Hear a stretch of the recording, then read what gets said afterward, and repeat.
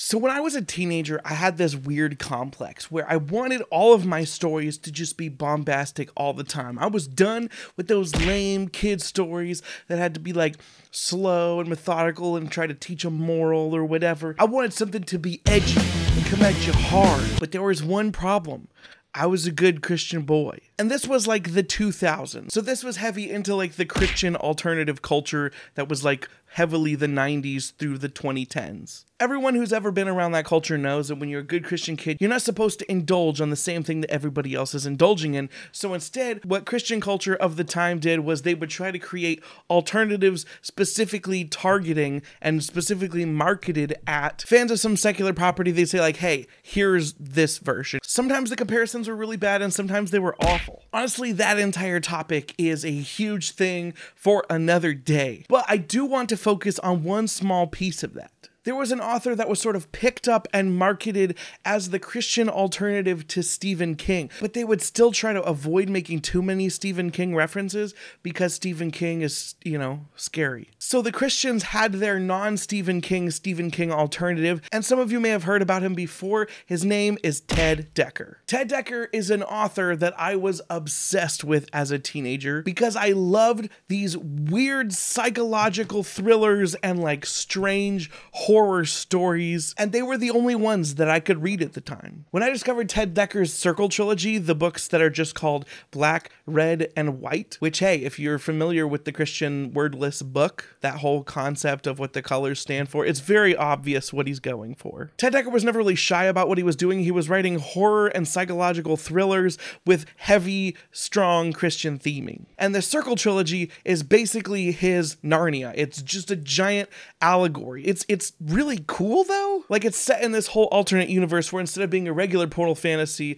the main character, well, something bad happens to him at the beginning of the book and he wakes up in another world. And when he goes to sleep in that world, he wakes up in this one. When he goes to sleep in this world, he wakes up in the other world. And that's how he sort of goes back and forth. But the story is full of all sorts of allegory. It's very obviously doing the same thing that Narnia did with trying to tell the Christian story of the gospel about Jesus, but using fantasy elements and sci-fi elements and horror elements. It's really cool if you are into that sort of thing. Honestly, I still think that's probably true. And he did something that my young self thought was pretty cool, but I didn't realize until later was also a Stephen King thing, where he had his fantasy series, the Circle trilogy, and then sort of low-key, every single other book that he was writing around that same time, all of the other horror standalones and other trilogies that he was writing, they all secretly tied back into the Circle trilogy, kind of like the Dark Tower in all of Stephen King's books. You find out they're all connected. That blew my mind when I was a kid. I didn't realize that King had already been doing that. That's, I guess, a pretty common thing that sometimes happens in this culture, but that's not what we're talking about today. What we are talking about is the fact that Dekker had this connected universe of these horror novels connected back to his fantasy series like no one else has ever done before. But I lived for it. Every single time he wrote a new book,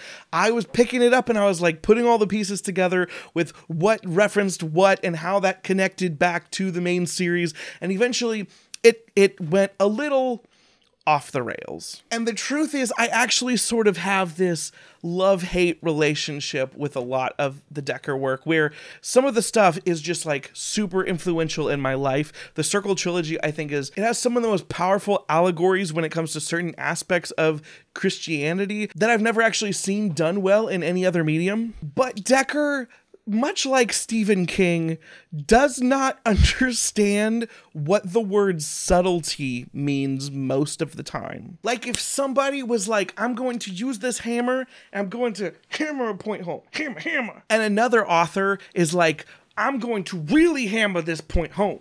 Hammer, hammer, hammer. Ted Dekker will basically be like, I will hammer this point home. Ugh. And sometimes this like super over the top way of pushing themes and allegories and metaphors into the story is so next level that it sort of starts to lose some of its original meaning. A lot of times, some of the things that he was doing in his individual standalones that tied back into the Circle Trilogy, like, ruined some of the allegory and some of the themes and some of the messages he was originally trying to include. Sometimes in his idea to be cool to take things that are like metaphorical in the Bible and make them literal, and then take some of the things that are literal in the Bible and make them metaphorical. It just, all of his in theory hard work on trying to construct these narratives and get some of his morality ideas across, it stopped making sense. But it was generally done to such a bombastic level, just such a bombastic level, that honestly most of the times it was awesome, especially for a teenage boy who was done with the regular boring stories. I've been wanting to make this video for a while. This video is going to be very similar to the video that I made for The Gunslinger, the first book in the Dark Tower series. I have to talk about Ted Dekker's book, The Showdown, or Showdown, it's one or the other. And I'm going to be talking spoilers. I just want to be free to say what I'm going to say about this book, and maybe I can convince somebody out there that this is pretty freaking wild and worth checking into. But like I said, there will be spoilers. I need to be unfettered in telling you my emotional reaction to this story the first time and also multiple times that I've read it since. So if you don't care about spoilers for Ted Dekker's Showdown, please buckle up, put your seats in their full upright position, put your tray tables back, because we're about to jump into a buck wild story in 3, 2, 1. Sorry to overly hype you up. I need to get some of my peach tea. It has been a minute since I've had peach tea. Oh, yes.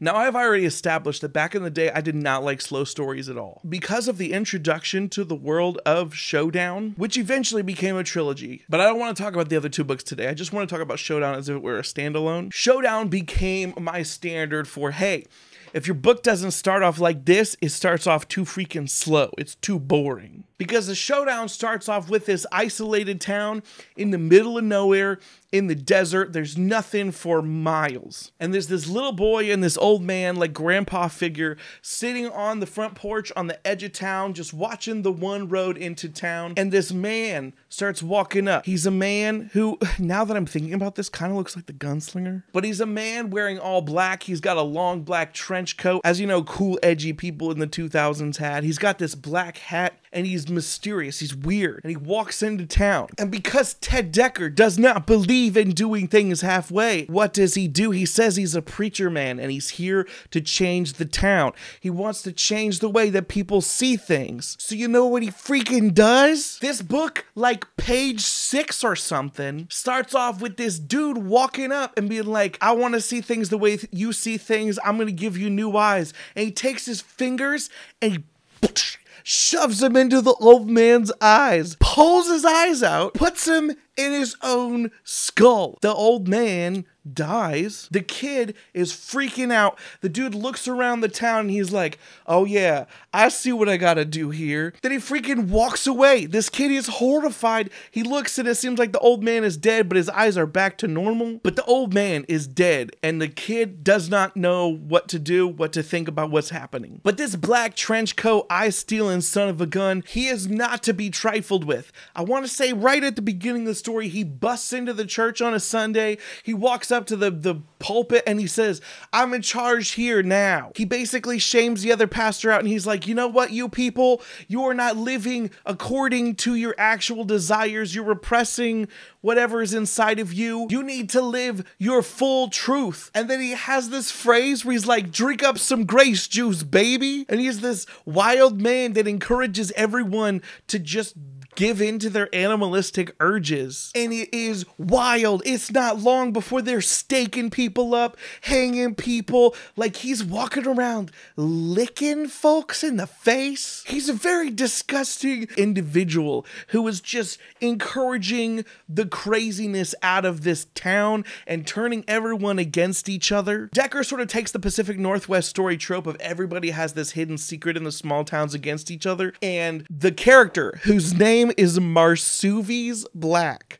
Marsuvius Black is walking around basically encouraging these people to just go buck wild and freaking burn the town down with all of their sins. Anyone that has a strong moral compass and stands up to him, he talks about like those people need to be removed. So those are the people that they kill first. I think at one point he does this thing where he's like, let me tell you an analogy. When you have something rotten, it needs to be removed. And he's like talking to one of these kids when no one else can see him. And he grabs his mouth and he rips his face down like a freaking snake. And there's a rotten tooth just like in there somewhere. He basically grabs it with his finger and he rips it off and spits it out and his face goes back to normal. He's like, yeah, kid, this is what's going on. And he's just this freaking weird monstrosity of a character. And you may wonder, where the heck did this guy come from? How does he seem to have these supernatural abilities? Like, why is he sort of a walking, talking philosophical concept come to life? Well, that question has a fun answer. Above the town, in the mountains, there is this monastery slash school slash almost like X-Men style training ground. There is this philosophical experiment where you take the world's best and brightest and most potentially capable children, and they are removed from their families and they are taught philosophy and religion and higher mathematics and all of these things that are supposed to help mankind unlock the secrets of the universe and fix society's problems. It's a school full of just super bright little dorky kids. And they live in this monastery in the mountains. Well, another one of the metaphors the book sort of brings to life is, hey, just because you isolate people and they're the best of people doesn't mean they're not going to be bad also. So you got these rebel kids. And these rebel kids sneak into the basements of the monastery where nobody is ever supposed to go. And as they're sneaking through these weird caverns, they find these like disgusting, he's very descriptive about these worms. They're like these large, multiple foot long, gnarly worms that are leaving trails of ooze all over these caves and caverns. And it smells really musky. There's a lot of time spent with the smell and the look and the oozy gooziness of these worms. But once you walk past the worms into the tunnel, it turns out that there are these magical books in the cave. And these children who are basically taught to be the best and brightest from around the world, the people that are supposed to save society, the rebel kids find these books and they decide that while they're in this cave, they're going to try writing some creative stories. So they take their pen and they start writing a story. Those people familiar with common Bible verses may remember a verse that talks about the word becoming flesh and dwelling among us. Those people that know what that verse is supposed to mean in its proper context this is a trigger warning for y'all. This may be something that is not okay for you to hear because it's a buck wild concept in a book that is generally trying to talk about like religious messaging. But this book takes the concept of the word becoming flesh and dwelling among us as this magical book. Anything that's written into the book becomes real. Which I'm just going to take this as an aside real quick. And I want to say, I generally talk about not having favorite tropes, but it's probably because a lot of the tropes that people bring up I'm more neutral on. I've decided this is one of my favorite tropes. I love in stories where someone is able to write a story and it becomes evil manifested. This is one example. Another example is one of my favorite video games, Alan Wake. Another example that's pretty wild is this game for the Sega Genesis called Comic Zone, where like this dude's evil body was possessed by some monster and he writes himself into a comic book, and like in the game, when enemies are coming, you see his like demented hand drawing enemies to try to kill himself inside the comic book. I love this trope. Anyway, these rebel kids start writing Marsuvius Black into the town.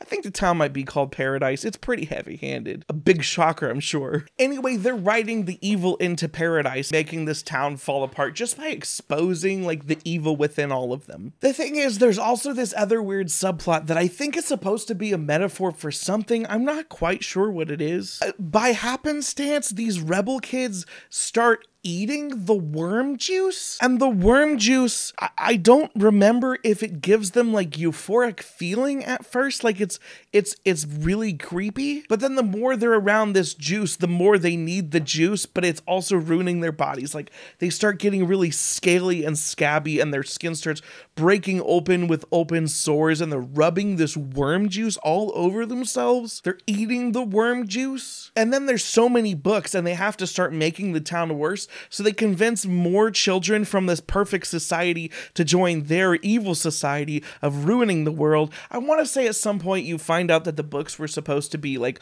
once the children have received perfection, they were supposed to write the world into perfection, but that plan has been spoiled because the kids went evil, and now they're inviting more friends to come down and eat worm paste and cover themselves in worm goop and write the town to crap. Heck, once this whole thing starts going, I want to say they actually start splintering into factions. Like all the bad kids that are eating the worm juice and writing the town to pot eventually start stealing worms from each other, and it becomes this big power struggle even within the power struggle, and the town is just in flames as people are killing each other and dancing around naked and hanging people from the freaking trees or whatever. At one point, the headmasters of this weird monastery school try to give one of the only good kids left a book, and he tries to write a superhero to come in and save the day, but the freaking bad kids are just so good about being bad that their Marsuvi's Black comes and freaking murks this good guy's superhero, and they destroy him. Now here's another trigger warning for people that are gonna maybe have some problems with the allegory that I'm about to mention, but the perfect headmaster who wanted to make the school perfect and realizes it's all gone to crap, he decides to send his perfect son, the good son who has not been corrupted,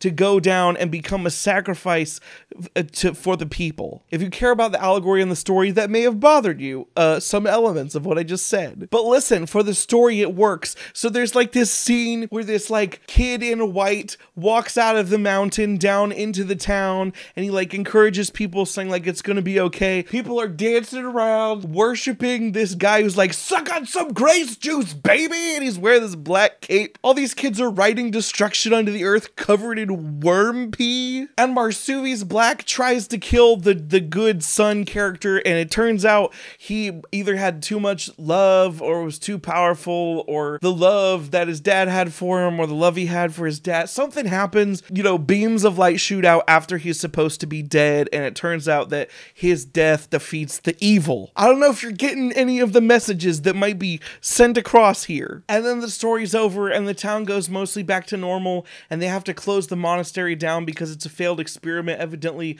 taking a bunch of kids and just educating them does not remove evil from their nature. The town is horrified because once they are no longer being influenced by the kids with the magical books, they realized that all that darkness was inside of them the whole time, and all it took was just a slight bit of encouragement for them to turn into absolute depraved feral monstrosities. I'm pretty sure Marsuvi's Black died when the other kid died or sacrificed his life or whatever. And then we have a bit of like more stuff on how this story ties into the Circle Trilogy. And mostly I just wanted to describe some of the crazy things that happen in this book, because it's so ridiculous and over the top with every single aspect of the story, and I loved it. I think the metaphors are problematic in a spiritual nature, but as a ridiculous story that's kind of brutal but also fairly tame for most kids, I had so much fun with this story as a kid. Listen, it became my go-to for like, if your story isn't this wild, it's freaking tame baby story. And that was my legitimate view for a long time. Basically, if you weren't like Dekker levels of just like, hey,